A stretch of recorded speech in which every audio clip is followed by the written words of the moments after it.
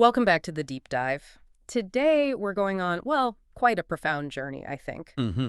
We're trying to synthesize some really powerful insights, mainly drawing from teachings about unconditioned consciousness. The goal is to figure out how we bridge our everyday lives, the action part, with this deeper transcendent awareness. That's absolutely right. And this isn't just, philosophy for its own sake. Oh. The mission here, really, for you listening, is to pull out some tangible, practical insights. How do we actually live and work and interact from that place of, well, unconditioned consciousness? Right. We want to offer a kind of framework for what presence and maybe enlightened action actually look like on the ground in daily life. Okay, yeah, let's really unpack that. Moving beyond just understanding the concepts into actually applying them. So maybe to kick things off, let's pose that central question, that tension that seems to run through all this material. Go for it. What if the key to fulfillment, that feeling we're all chasing, wasn't actually about reaching the goal, the thing you think will finally complete you? What if it was more about mastering the quality of this moment right now? Like the journey itself was always the main event, not the destination. That question really hits the nail on the head. Yeah. It gets right to the core problem these teachings address. We're often sort of stuck between two ways of being, aren't we? Yeah. You could visualize them as maybe two ways of seeing or two dimensions we operate in. Right. Let's maybe call them the surface eye and the deep eye for now. Okay, surface eye, deep eye. The surface eye is who we usually think we are, Right. The functioning person, the personality, the ego. The planner, the striver, the one dealing with deadlines and problems. The everyday self. Exactly, and the deep eye. That's the other dimension. That's the transcendent dimension. It's described as a greater intelligence or unconditioned consciousness. It's that stillness, really, that exists before thought, before our identity kicks in. It's awareness itself. And the material is pretty clear that the egoic person, the surface eye, is inherently limited. It's always looking for fulfillment out there in the world, but the world can't actually provide it permanently. Right, because the world is always changing, always conditional. Yeah. So the whole spiritual journey then, based on these sources, is about getting those two eyes to stop working separately, maybe even against each other. Precisely. It's not about ditching the surface eye, the person. No, not at all. You need that to function. It's more like upgrading the one who's running the show. That's a great way to put it. Integration. So let's dive into that integration idea. Yeah. The surface eye, we said, is the functioning person. It's necessary for navigating, the world of form, time, space, the horizontal dimension of life, paying bills, getting things done. Exactly. And the deep eye, that's the vertical dimension, the unlimited, the timeless. Okay. And the really profound point here is that integration doesn't mean the ego just vanishes. It means the two need to, come together so that the deeper intelligence, that awareness, actually operates through the person. So it informs the person's actions? Yes. Think of it less like getting rid of something and more like emerging, consciousness and form working together. Wow, that sounds incredibly powerful, because if that deeper unconditioned intelligence is actually flowing through the person, then how you react, how you make decisions, how you interact with people, that has to change fundamentally, right? Oh, absolutely. The shift is radical because suddenly you're dealing with tricky situations or difficult people, not from that old conditioned reactive place. Usual knee-jerk stuff. Right, but consciously. Before integration, conflict arises and the ego jumps in immediately, filters everything through old pain, fear, judgment, Yep. and usually comes out with some defensive response that just makes the whole thing worse, escalates it. Yeah, that's the default mode, isn't it? Reaction leads to more drama, just piling on top of the original problem. It is. But when that deep intelligence is integrated, it flows spontaneously into the mind. It kind of bypasses the ego's usual programming. Yes, spontaneously. And this flow produces what the sources call the right solution or the right action. What's really fascinating is that spontaneity. The solution doesn't seem to come from laborious thinking or forcing it. It just arises, fully formed from the intelligence of the present moment. Okay, let's drill down on that.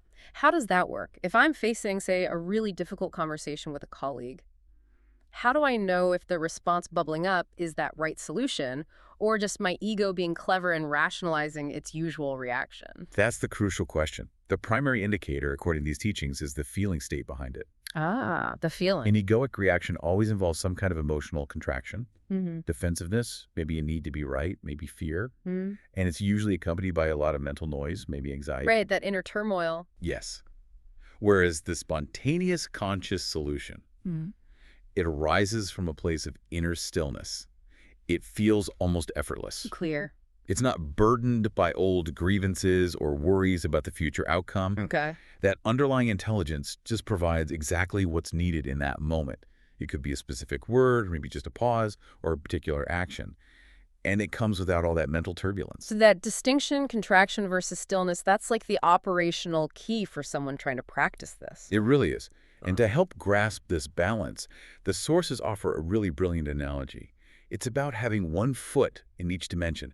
The integrated self maintains this dynamic balance constantly. 2 feet analogy. Okay, let's spell this out. 1 foot is planted firmly in the personal dimension, right? The Yeah. limited realm. Yeah. This is where we, pay taxes, manage our health, show up for work, deal with relationships, the dimension of form, the practical stuff. Exactly. And the other foot, That's in the other dimension. that one's planted firmly in the transcendent dimension. Yeah. The unlimited, timeless awareness, the deep I. So you're active in the world. You're actively participating in the world of form, absolutely.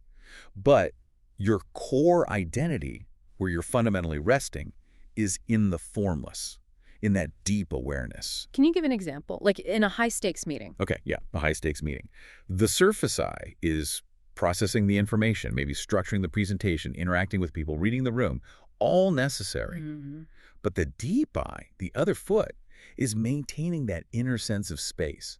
It ensures the person isn't completely consumed by the goal or paralyzed by the fear of failure. You remain anchored within.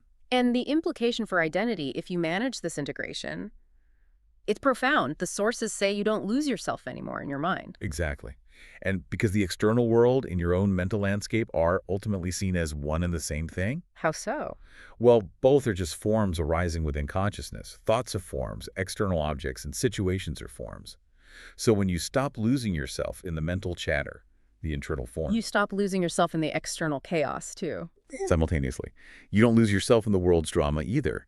The world ceases to be the place you look to for your ultimate meaning or sense of completion.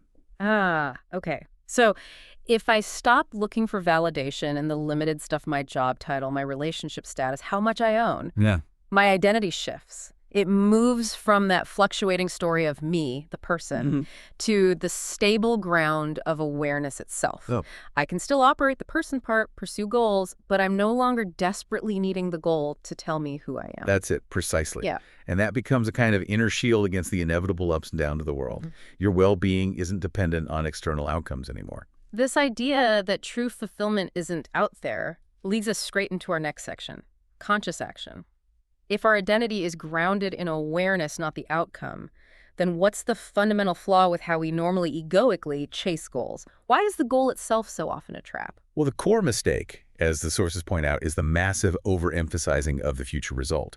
What the goal will do for you, how it will make you feel once you finally get there. The ego lives entirely in that future projection mode. Yeah, the constant inner monologue, I just need to get that promotion or finish this huge project or find the right partner, then I'll feel complete, then I'll be fulfilled, then I can finally relax. Exactly. That's the classic egoic projection. And the sources pose this really sharp follow-up question. Okay, you achieve that success, you get that feeling of being complete and fulfilled, but made what? What exactly has been made complete and fulfilled? And the often uncomfortable answer is the ego. You haven't actually achieved lasting, genuine fulfillment. You've just temporarily fed and reinforced the mental structure, the ego, that needed that external thing in the first place. Which guarantees the feeling won't last. It's fleeting. Yeah. And the cycle immediately restarts. The ego instantly finds a new lack, projects onto a new, maybe bigger goal. Okay, what's next? That makes so much sense. It explains why achieving big goals often feels strangely hollow after a short while. The ego just moves the goalposts. It's never satisfied with what is. So the conscious path doesn't necessarily mean abandoning goals altogether. The surface I still needs to function, plan, move towards things. Right. But the main attention gets radically redirected. We shift the primary focus completely onto the quality of the doing right now. The quality of the doing. The goal moves from center stage right to the periphery of your awareness. It's there, you know where you're heading, but but it's not where your energy is primarily invested. Okay, this feels like the pivotal operational shift. Yeah. It means being fully present with whatever action you're taking, even if it's mundane, like washing dishes, or difficult, like writing a tough email or just commuting, Yes. instead of constantly devaluing everything you do now, treating it all as just an obstacle to get through on the way to some future payoff. Which, as the sources say, is a fundamentally dysfunctional way to live. You're essentially denying life in the only moment it ever happens, which is now. And we see the results of that dysfunction everywhere, don't we? In the form of stress. The sources offer a really precise definition here. They do. Stress arises simply when you don't want to be where you are, or you don't want to be doing what you're doing right now. Wow, that's simple. So stress isn't caused by the external situation itself, but by my inner resistance to it. Fundamentally, yes. It's an internal conflict, a rejection of the present reality. It's like a mechanism of mental projection then. Exactly. The mind is constantly trying to fast forward. You mentally want to be there at the finished task, successful outcome, the weekend, whatever it is, rather than being fully here, engaged with this step. Okay. And when that mental resistance, that projection happens, two things occur instantly, according to the sources. What are they? First, the quality of your doing plummets. Your attention isn't fully on the task. Makes sense. And second, consciousness, that deeper intelligence we talked about. It doesn't flow into the action. The action becomes purely mechanical, maybe even resentful, dead. And the irony is, by mentally rushing ahead, trying to get it over with, you probably make more mistakes, or the task actually takes longer, which just frustrates the ego even more. Precisely. It's a self-defeating loop. The doing gets reduced to just a tedious means to an end. But in what the sources call enlightened or conscious action, that whole relationship flips. How so? You might still maintain a kind of peripheral awareness of the overall goal, why you're writing the report or making the sales call. Right, you need direction. But that goal is no longer the primary source of your energy or your focus. The main focus shifts to the action itself, the step you're taking right now. Yes. Conscious action is no longer just a means to an end. It becomes fundamentally an end in itself. An end in itself. It becomes self-fulfilling. Yeah. It feels inherently empowered because your full attention, your consciousness is flowing into it. The energy that flows into the activity is its own reward. I think I get that. The enjoyment isn't tied to the future success metrics like praise or money, although those might still come. The enjoyment is in the immediate intrinsic feeling of life energy flowing into the doing. No matter what it is, as the source says, whether it's a creative project or cleaning the floor, this elevates potentially any task. Okay. And this isn't some new age idea, is it? You mentioned ancient texts. Not at all.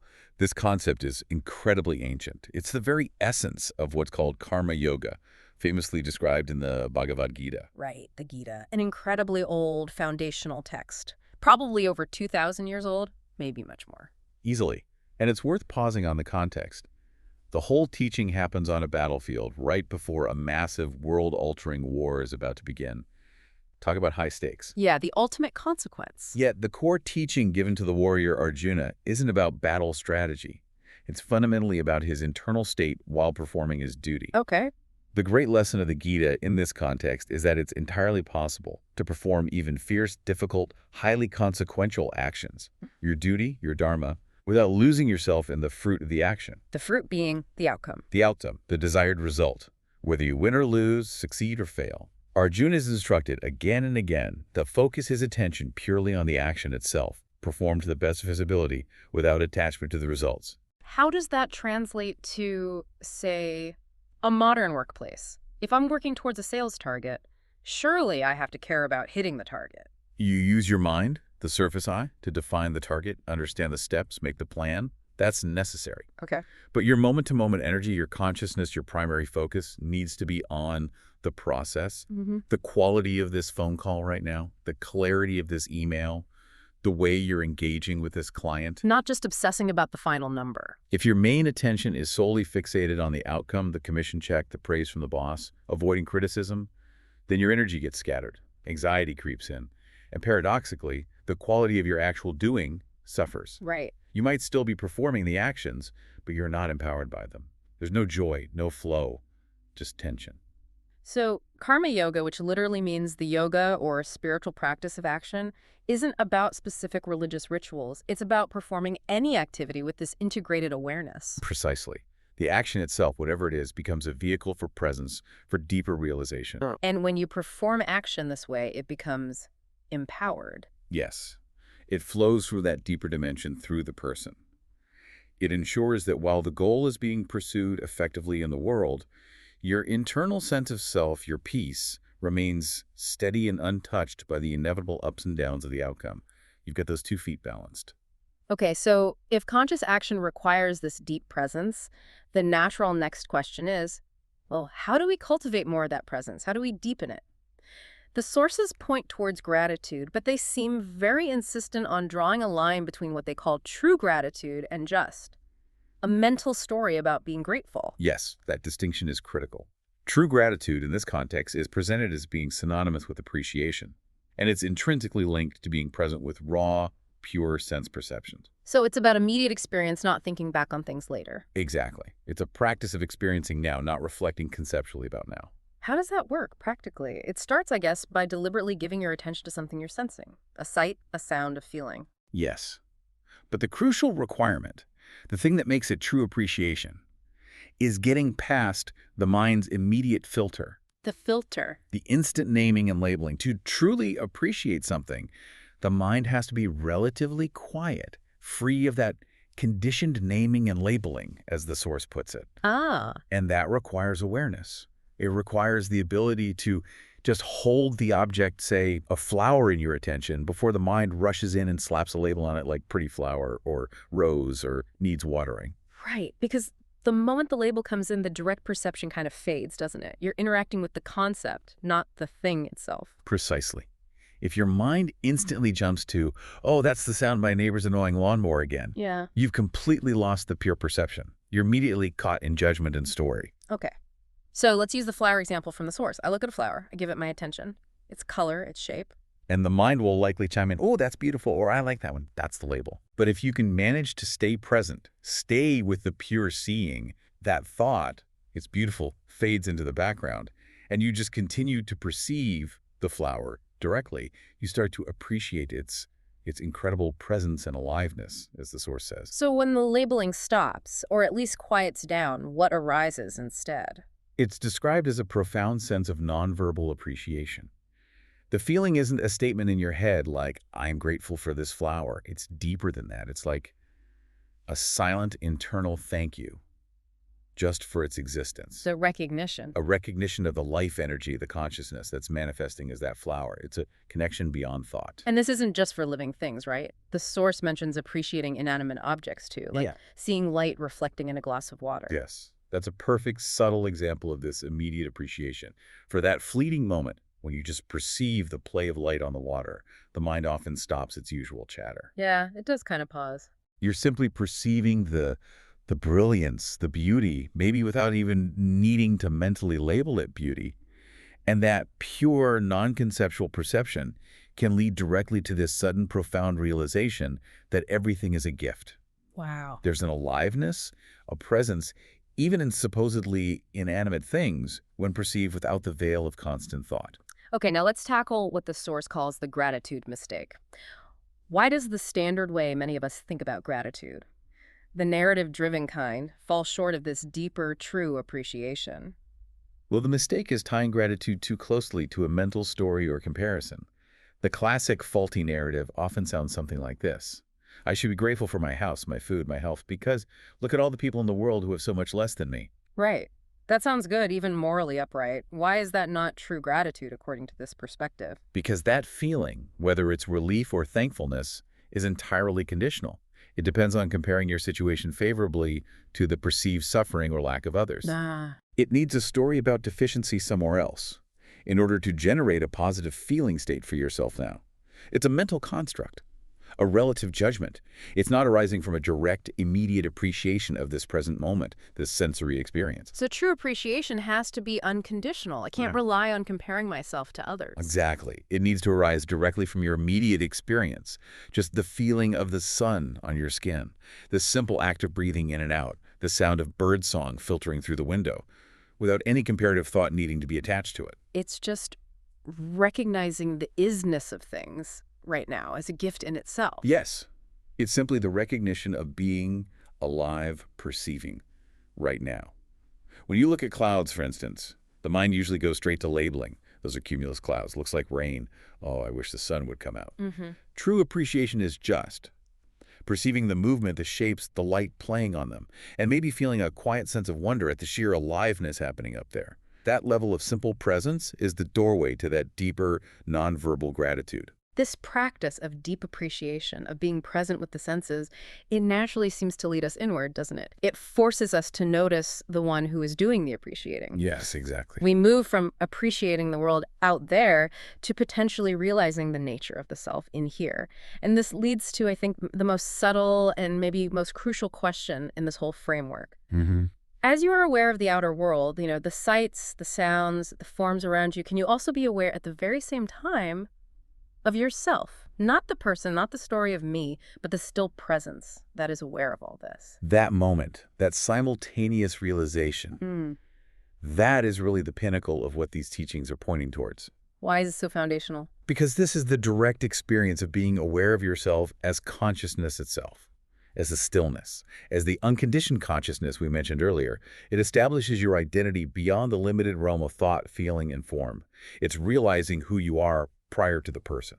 But the moment we try to talk about it, we run into a language problem, don't we? It's a paradox. If I say, I am aware of myself as consciousness, it sounds like there are two things: the I doing the observing and the self or consciousness being observed. Duality creeps in. Precisely. Language is linear. It's structured around subject-object. It inherently creates separation, where at the deepest level, there isn't any. Right. So words will always be imperfect pointers here. The truth, which can only be known through direct experience, is that you are not separate from the awareness. There isn't an observer and observed. There's just awareness being aware. So we have to use flawed language to hint at a non-dual reality. The sources suggest a slightly better way to phrase it, maybe. Yes, a formulation that tries to minimize the duality is, the awareness in you is aware of itself. Consciousness recognizing consciousness. That recognition awareness, recognizing itself, is presented as the real secret to maintaining that integrated self we talked about earlier, the one with 2 feet. Awesome. Because when you know yourself as the awareness, you're no longer completely lost or identified with either the world's demands, the external forms, or your mind's endless stories and emotions, the internal forms. You remain rooted in the formless dimension even while the person part operates. Exactly. It's the anchor. And this brings us to that key concept you mentioned, the space. Let's elaborate on what that means. Yeah, please do. The space is just another word for this awareness. Imagine everything that arises in your experience. All your thoughts, your emotions, your sense perceptions, sights, sounds, smells, even the sensations of your physical body. All of these are forms. Things that appear. They arise, they change, they eventually disappear. Now, imagine the background, the container, the silent presence in which all these forms appear and disappear. That is the space. So, I am not the thoughts or the body or the emotions that constantly change. I am the unchanging space in which they all happen. You are the awareness that holds the entire content of your conscious experience. To be aware of yourself as that space, that stillness, that vast openness, that container, is to be aware of yourself at the deepest transcendent level. You are the infinite background to the finite movie of your life. Beautifully put. And realizing this completely changes the meaning of the present moment, doesn't it? Oh. Because that space of awareness is the true reality of the present moment. We often think the present moment is just now on the clock, the horizontal sequence of time. Yeah. But this awareness, this space, is the timeless vertical dimension that underlies every single temporal now. It's always here. It is the power itself, the power of consciousness, the power of life. It's the very power of now. So when you realize yourself as that spacious awareness, You're tapping into the ultimate source of energy, intelligence, and peace, which is already inherent within you prior to any situation or thought. okay, so we've gone deep inside, realizing the self as this aware space. Now, how do we connect this incredibly personal internal realization to, well, the bigger picture? Yeah. The universe, the source of it all. Right. This essence, this fundamental awareness within is often referred to in spiritual traditions using a very specific, powerful phrase, the I am, or sometimes the beingness of you. I am. That sounds simple, but it feels loaded with It significance. holds immense spiritual weight because it acts as a direct bridge. It connects the individual's immediate experience of presence, of being, to the ultimate transcendent source of all reality. We see this pointed to very explicitly, for example, in certain Old Testament narratives. You mean the story where Moses, or perhaps Abraham in some accounts, asks for God's name? Exactly. And the reply isn't a name like Bob or Alice. The reply is a declaration of pure existence. My name is I am, or the longer version, I am that I am. Okay. The profound realization pointed to here is that this core I amness within you is not just the small personal I of the ego, the I that thinks and feels and has a history. It's something bigger. It is the I am of the universe. It's the fundamental, unqualified sense of being, of existence itself, that underlies everything that exists. To realize this essence within yourself is to realize your connection to, well, the One, or God, or Source. Understanding, of course, that all these words are heavily loaded and have often been misunderstood or misused through history. Right, they come with a lot of baggage. Yeah. But looking past the limited concepts associated with those words, the idea is that behind the whole show, behind the entire phenomenal universe, everything we can see, touch, hear, measure, there's a vast singular intelligence operating. Yes, an intelligence that is purely transcendent, meaning it doesn't exist within space or time. It's the very source of space and time. It's beyond our usual categories of understanding. But crucially, this transcendent intelligence isn't just separate and remote. No, it flows into this dimension. It expresses itself here. And that flow, that expression, is what creates form and life as we know it. That's the understanding. This intelligence gradually expresses itself, or you could say emanates, into increasingly complex forms, from subatomic particles all the way up to galaxies, ecosystems, human beings. The sources use a beautiful analogy here, the sun. Ah, the sun analogy. Let's hear it. Just as our physical sun continuously radiates light and energy outward, creating the conditions for life, sustaining everything on Earth, Right. the emanation of this transcendent source into our dimension is consciousness. Consciousness is the light of the source shining into the world of form. So consciousness isn't just something humans have in their heads. No, in this view, consciousness is the fundamental organizing intelligent principle operating behind and within every single form that arises, Right. whether it's a plant growing towards the light, an animal instinct, or the intricate workings of a cell. That's a huge perspective shift. It is. The ancients, perhaps sensing this universal intelligence animating the world, had a term for it, Anima mundi. anima mundi, Hmm. the soul of the world. The soul of the world. It implies that everything we perceive, every tree, every cloud, every person, every seemingly inert stone, is ultimately a temporary manifestation of that one deeper, transcendent aliveness. Consciousness manifesting as form. Which means the sense of separation we usually feel between me and you, me and the world, that's purely perceptual, driven by the surface eye, the ego. Exactly. Wow. It's a trick of perception based on identifying solely with the limited form. When the consciousness in you recognizes itself as that underlying space, that awareness, you realize something profound. What's that? You realize that what you sense is the consciousness within you is the light of God, or the light of the source in you and as you. Okay, let's connect that back to the sun analogy again, the sunlight shining here on Earth. It isn't really separate from the sun, is it? It is the sun just extending outward. Precisely. In the same way, the consciousness that is your deepest essence isn't separate from the one source of all life. It is an extension and emanation of that source. This is the realization of the transcendent self. An identity that goes way beyond the temporary, limited form of this particular person, this body-mind. Yes, and this understanding aligns perfectly, interestingly, with what many Buddhist traditions point to with the concept of no self, or anatman. Which often gets misunderstood as meaning annihilation. Right, but it doesn't mean the person is destroyed or doesn't exist on a functional level. It means the person, the egoic self, is not the ultimate unchanging reality. The ultimate reality is the formless awareness, the consciousness, which is universal. And if you realize yourself as that light, as that awareness, then the purpose of life isn't something you need to find out there. The purpose becomes inherent in the realization itself. You are the light of consciousness. Yeah. You are the source expressing itself in and as this particular form for this time. This is why the sources bring in that incredibly powerful statement attributed to Jesus speaking to his disciples. You are the light of the world.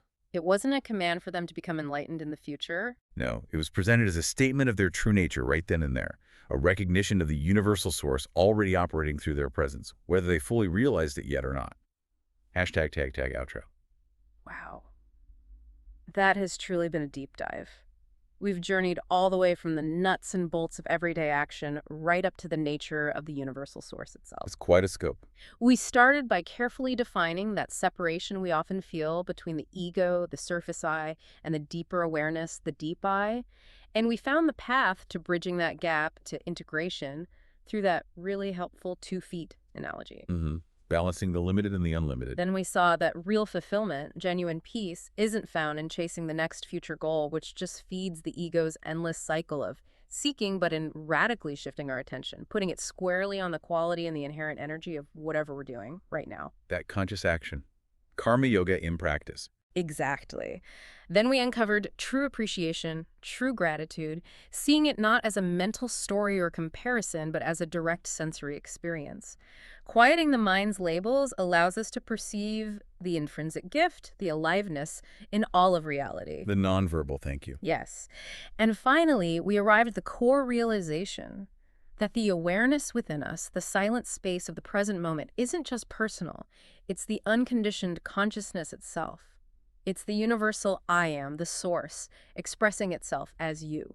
So the key relevance, I think, for you listening is understanding that real stability, real empowerment, comes from shifting your primary sense of identity, moving it away from the fragile, always changing story of me, the person, and grounding it firmly in that vertical dimension of awareness. Right. Fulfillment isn't found somewhere down the horizontal line of time, waiting at the end of the next achievement.